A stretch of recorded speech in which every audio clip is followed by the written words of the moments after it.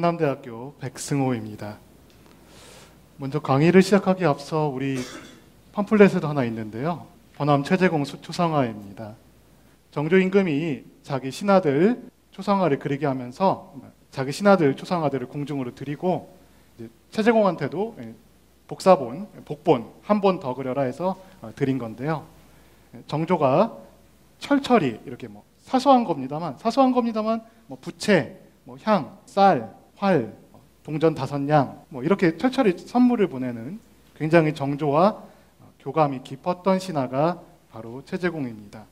그래서 최재공은 정조의 개혁 정책과 그리고 사도세자 숭봉 사업을 뒷받침한 신하입니다.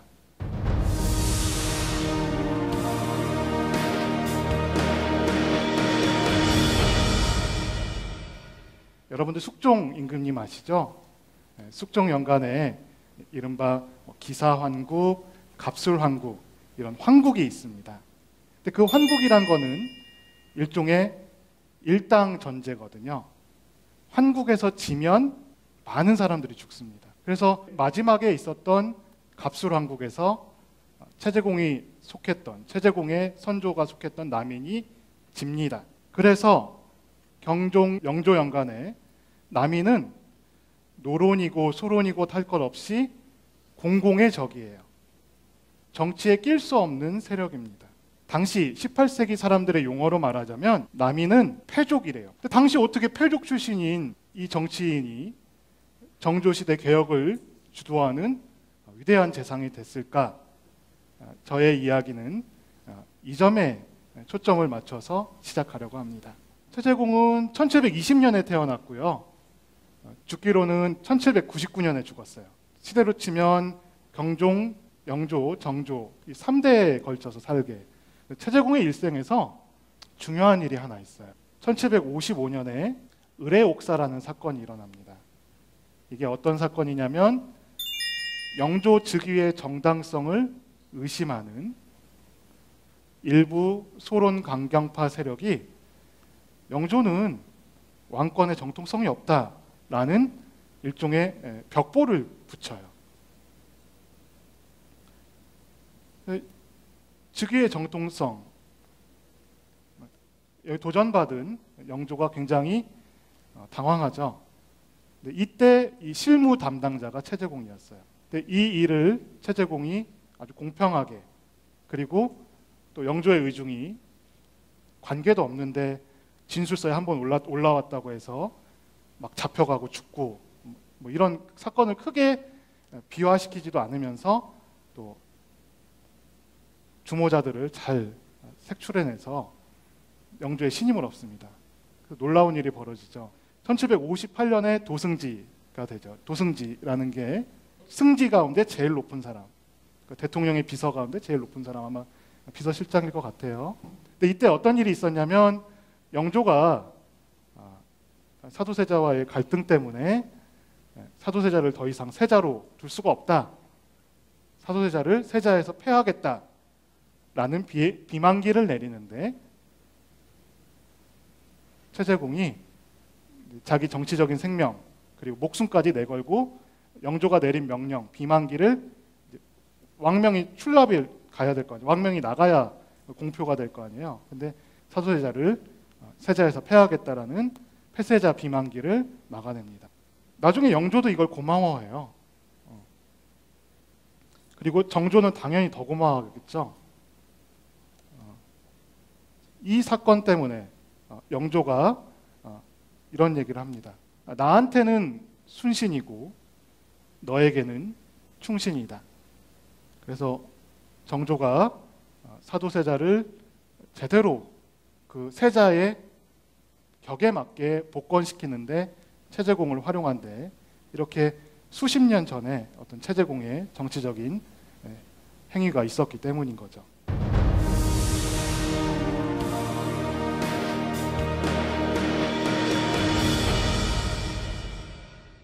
최재공이 본격적으로 자기의 정치적인 포부를 폈던 것은 1788년 우의정으로 발탁되면서부터입니다. 남인 가운데서 재상이 80년 만에 재상이 나온 거예요.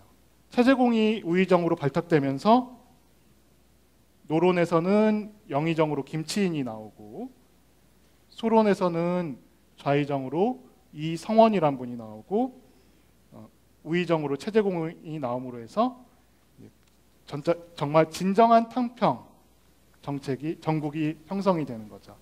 노론, 소론, 남인이 다 같이 나라를 위해서 협조하는 그런 진정한 탕평 정국이 1788년부터 이루어집니다.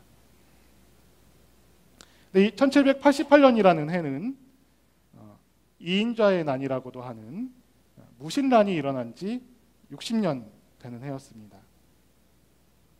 이 무신란 역시 영조의 경종 독살설을 의심하면서 일어났던 난리였죠.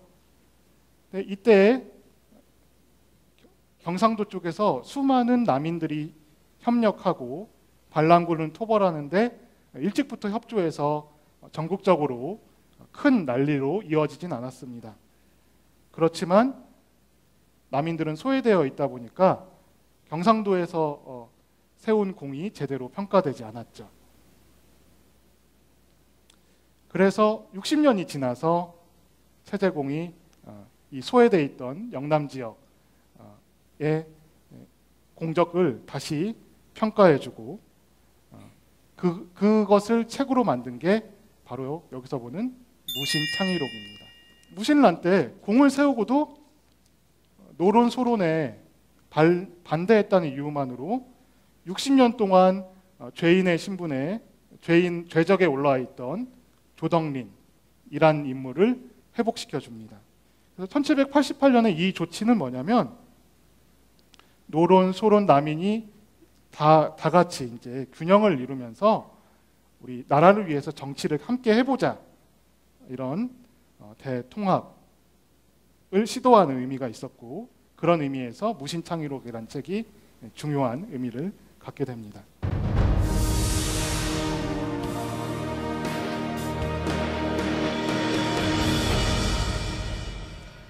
(1778년에) 요즘쯤엔 사신단 대표, 그걸 정사라고 하는데, 외교단 대표로 정사 자격으로 북경에 방문을 했습니다.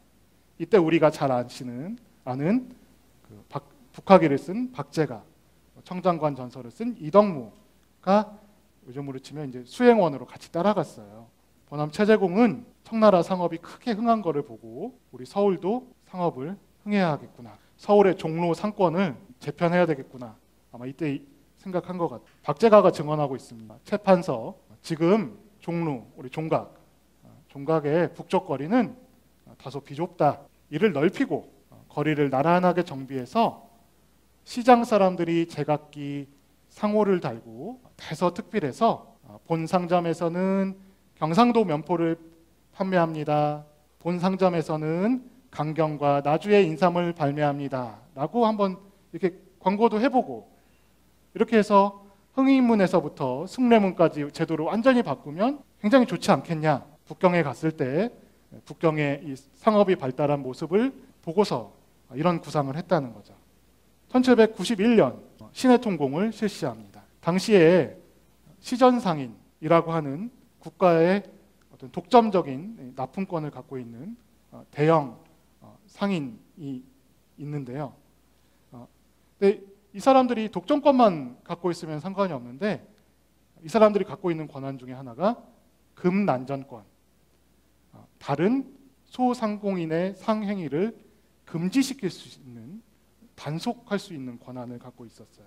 조선 초기에 시전의 수가 얼마 없을 때는 이게 문제가 되지 않는데, 조선 후기에 이렇게 독점하는 상인들이, 시전들이 늘어나면서 금난전권을 남발하니까 소상공인과 소상품 생산자들이 자유롭게 상행위를 할 수 없고, 시전 상인들이 독점하니까 유통이 제대로 되지 않고, 또 독점 상인들은 비싸게 파니까 서울의 물가가 오르고, 그러면 서민들이 생활이 어려워지고, 그래서 체제공이 시전 상인들의 독점권, 30년 이내에 설립된 시전은 모두 협파하고 유기전을 제외한 다른 시전들의 금난정권은 모두 없애자. 이게 신해통공이었죠. 당연히 신해통공을 하니까 기득권을 가진 시전상인들이 안 좋아하겠죠. 다산 정약용 선생이 이 일을 증언하고 있습니다. 시민 가운데 공에게 부르짖으며 또 호소하는 자가 문 앞을 채우고 거리를 메웠다. 아마 최재공 집 앞에 가서 항의 시위했나 봅니다. 그리고 원망과 저주가 벌떼같이 일어났다. 모든 백성들은 법령이 불편하다 라고 말했으나 법을 시행한 지 1년여 만에 물화가 모여들어 일용품이 넉넉하였다. 백성들이 크게 기뻐했고 비록 전에 원망하고 저주했던 사람들도 최재공의 신해통공 이 조치가 아주 훌륭했다라고 평가를 했습니다.